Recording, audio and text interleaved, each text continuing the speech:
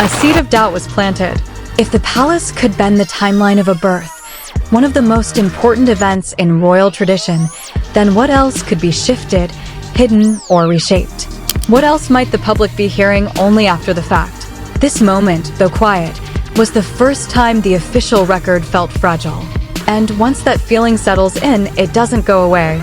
Royal births have always followed a pattern so familiar that people recognize it instantly. The steps outside the hospital, the proud parents holding the newborn, the flashing cameras, the reporters, the single photograph that becomes part of royal history forever. But when Meghan and Harry's turn arrived, none of that happened. There were no hospital steps, no press gathered outside, no waving, no newborn wrapped in a blanket for the world to see. Instead, Meghan and Harry chose privacy. Archie's first appearance didn't take place in front of a cheering crowd. It took place days later inside Windsor Castle, behind thick stone walls and heavy wooden doors. The photo call was brief, quiet, and tightly controlled. The baby's face barely visible, the atmosphere calm and private. To some, this was refreshing, a modern break from tradition. To others, it was the second sign that something was being hidden. And the more controlled the rollout became, the more questions began to stir. Why avoid the hospital presentation? Why delay the first phone call? Why show so little? The decisions weren't dramatic, but they were unusual. And unusual decisions paired with a timeline mistake paired with a birth that didn't follow royal custom created a perfect storm for whispers to grow. This wasn't just a modern couple doing things their way. This was a royal story unfolding behind closed doors with strict privacy, careful timing, and an intentional distance from the public eye. By the time Archie was officially presented, the story felt less like a joyful royal tradition and more like a controlled press event, shaped exactly the way Meghan and Harry wanted it. And once again, silence filled the spaces where answers could have lived. 2 years later, Meghan and Harry sat across from Oprah Winfrey in Montecito. The garden was peaceful, the sunlight warm, and the bird song soft. But beneath the calm surface, the atmosphere felt electric, like the air right before a storm. After all the tension backstage, after the warnings and the whispered NDAs, Oprah began the interview knowing there were places she could go and places she couldn't. But then Meghan dropped a different bombshell, one that no one expected, one that instantly changed the entire direction of the interview. She revealed that while she was pregnant, there were concerns and conversations inside the royal family about how dark Archie's skin might be. Oprah froze, her eyes widened.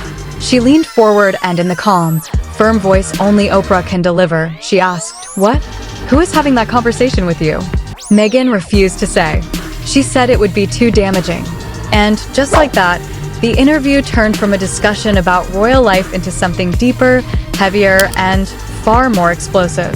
The world suddenly forgot about all the rumors around the pregnancy timeline because this new claim overshadowed everything. Within 24 hours, Oprah returned on air to clarify that Meghan had told her privately that the Queen and Prince Philip were not involved. 2 days later, Buckingham Palace released a short but powerful statement. Some recollections may vary. Those 4 words had weight. They were polite but firm, a line in the sand. From that moment on, 2 stories existed. Meghan's version and the palace's version, running side by side, never touching, never agreeing. And while the world was debating racism, mental health, family fractures, and royal divisions, the quiet question Oprah never asked stayed buried beneath it all. It remained the secret swallowed by the interview, the one moment Oprah never spoke about publicly and the one moment Meghan never addressed again. And that silence, silent as stone, waited beneath the biggest interview of the decade, like a shadow. For 2 years, the world believed Meghan's words during the Oprah interview were the final truth. The claim about Archie's possible skin tone became one of the most powerful sentences ever spoken on television. It shifted public opinion. It changed conversations, and it became a central point in the story of Meghan versus the monarchy. But then something unexpected happened. In 2023, Harry sat down for his own interviews. One with Tom Bradby on ITV and another with CBS in the United States. This time the setting was different. The atmosphere was calmer, the questions were softer but deeper. And Harry, now promoting his memoir Spare, chose to explain the Oprah moment in a new way. He said firmly, "I never said my family were racist." He framed the conversation Meghan described not as racism, but as unconscious bias, something many institutions struggle with, something he believed could be corrected through understanding. But interviewers pressed him. If the conversation wasn't about racism, then why didn't he correct the record back in 2021? Why let the world carry one version of the story for so long? Harry didn't have a clear answer. For many watching, this sudden shift didn't calm the situation. It stirred it. It created another question mark in a story already filled with missing pieces. The Oprah interview, once seen as the final word, now looked incomplete, almost blurry. Two versions, two interpretations, two truths that didn't match. And once again, silence filled the space between them. Now we enter the part of the story whispered more than spoken. The stories that drifted quietly from one insider to another. Never confirmed, never publicly addressed, but never forgotten. February 2019, New York City. The Mark Hotel glittered with celebrities. Serena Williams, Amal Clooney, Gayle King. A luxurious baby shower for Meghan. Every moment photographed, every detail analyzed.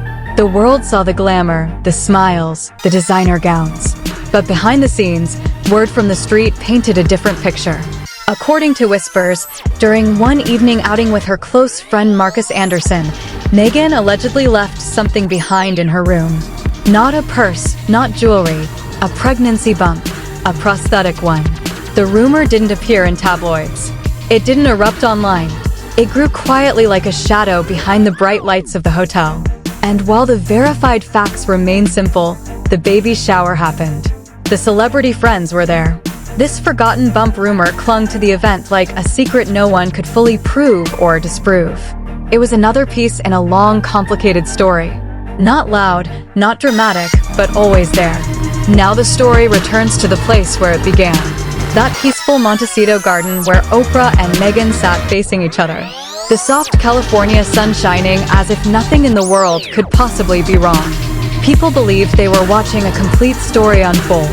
A story about love, a story about pain, a story about escape. But what they didn't know, what no one outside the crew understood, was that the most important moment of that day happened before the cameras ever started rolling. It was the hesitation in Oprah's eyes as she weighed the question she was never allowed to ask. It was the gentle warning from Meghan, "It's not the right time." It was the shifting shape someone thought they saw beneath Meghan's clothing. It was the truth left just outside the frame. And that's the strange thing about silence. Silence doesn't disappear. It waits. It waits in the spaces between official documents and whispered claims. It waits in the difference between what Oprah wanted to ask and what she was told not to. It waits in the contradictions that surfaced years later. It waits in the shadows of Frogmore and the footage no one can fully explain. It waits in every moment where the story could have been clearer but wasn't. The royal records say Archie was born at Portland Hospital. The interview says there were concerns no one wants to name. Harry says the story changed. Meghan never addressed the moon bump claims. The palace said some recollections may vary. And Oprah, the one person who could have asked everything, stayed silent. And so the story remains unfinished. Not because of what was proven, not because of what was denied, but because of everything left unspoken. In the history of the monarchy, it is often the quietest details, the ones tucked between what was said and what wasn't, that echo the loudest. And this story still echoes. For years, millions were convinced that Oprah's sit-down with Meghan Markle was the grand reckoning. The explosive hour that would unseal every locked door and finally expose whatever truth had been buried in palace shadows. But what viewers never saw, what vanished behind the peaceful California backdrop and Oprah's soft, measured tone, was that the most unsettling moment never made it on screen. It started as a murmur, a nervous admission from someone who worked behind the lens. Just one warning: Oprah should never have believed her. No one explained it. Not immediately, but later, when members of Oprah's own inner circle began speaking in hushed voices, another version of that day slowly took shape. A version no one was meant to know. A version of a private exchange Oprah never revealed to the audience watching around the world. A single instant that rewired how she saw the woman seated across from her. And at the center of it all was one forbidden question Oprah was desperate to voice, and the one demand Meghan quietly shut down. This is where the real story opens. Before the cameras bathed the garden in golden light, before Meghan smoothed her outfit and Harry squared his shoulders, before Oprah settled into that rustic wooden chair, something strange unfolded. The crew sensed it first. Crew members moved more slowly, conversations fell into whispers, and tension hovered where excitement should have been. They had been adjusting lenses, testing sound levels, fine-tuning the smallest details, and then everything stopped. Microphones, doing the quiet work that always happens before a major broadcast. And while they moved around Meghan, something caught their attention. It wasn't a sound. It wasn't a word. It was a movement. A shift underneath Meghan's clothing, small, quick, but strange enough that the people who noticed froze. They had seen pregnant women before. They knew the natural way a belly sits, the slow, even weight of it. But this, whatever it was, didn't look like that. It looked off. Word spread quietly among the crew. Not loud, not dramatic, just a quiet murmur passing from one person to the next. Enough for Oprah herself to pick up on the tension in the air. So, she did what she is famous for doing. She prepared to ask about it, to bring it up gently on camera the way only Oprah can. But she never did, because before the cameras rolled, before the first question could escape her mouth, Meghan leaned in, calm, composed, and very aware. She looked at Oprah and said a sentence that froze the moment in place. "It's not the right time." No explanation, no details, just a soft warning that settled the entire conversation. According to those who were there, Oprah paused, not because she agreed and not because she was afraid, but because she understood the weight of that moment.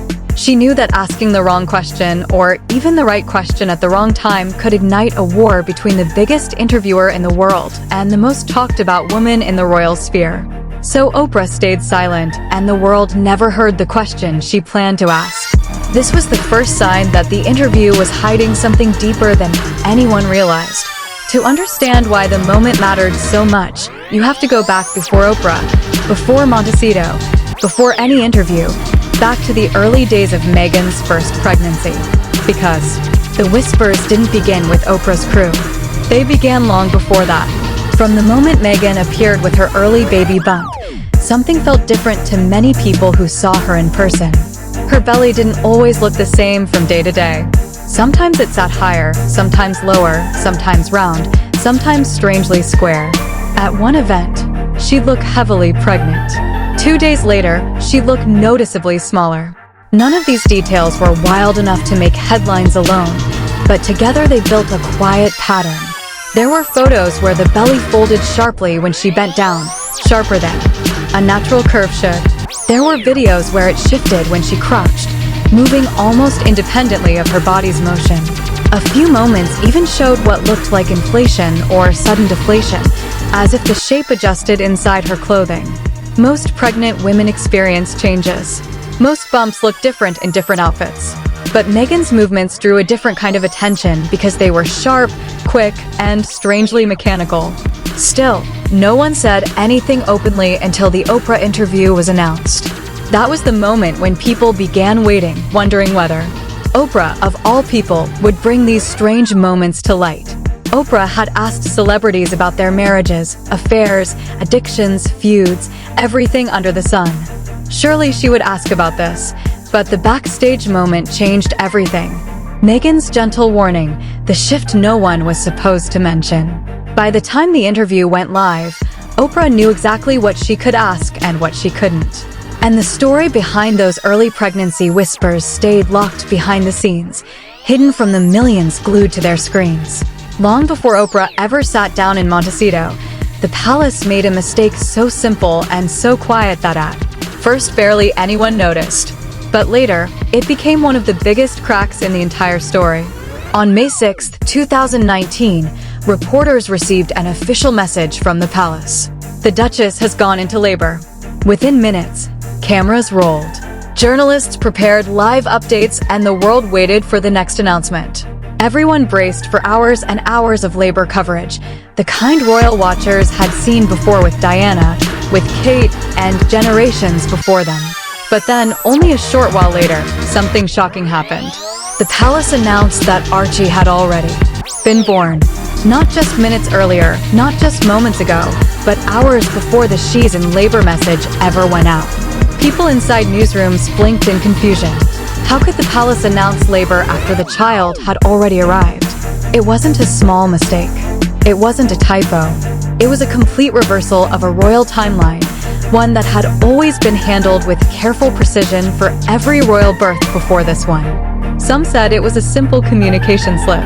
Others said it was an attempt to control the story. But no matter the reason, the damage was done.